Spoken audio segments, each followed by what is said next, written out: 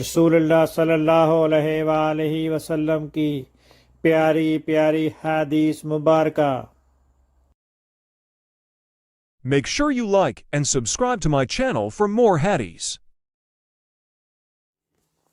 امام مالک نے بیان کیا، ان سے نافع نے اور ان سے عبداللہ بن عمر رضی اللہ عنہ نے کہ رسول اللہ صلی اللہ علیہ وسلم نے فرمایا، کوئی شخص اپنے بھائی کی خرید و فروخت میں دخل اندازی نہ کرے۔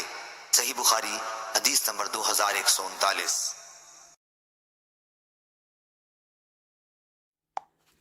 حضرت انس بن مالک رضی اللہ عنہ نے بیان کیا کہ رسول اللہ صلی اللہ علیہ وسلم نے فرمایا، کسی نیک آدمی کا اچھا خواب نبوت کا 40واں حصہ ہے۔ صحیح بخاری حدیث نمبر 6983۔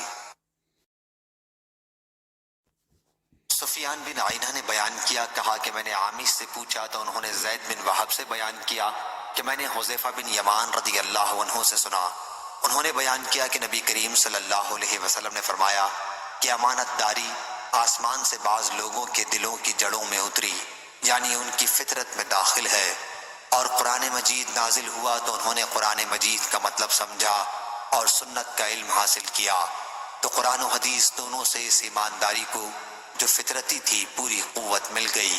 صحیح بخاری حدیث نمبر 7276۔ اللہ تعالیٰ اس کے چہرے کو روشن کرے جو حدیث مبارکہ سن کر آگے پہنچائے۔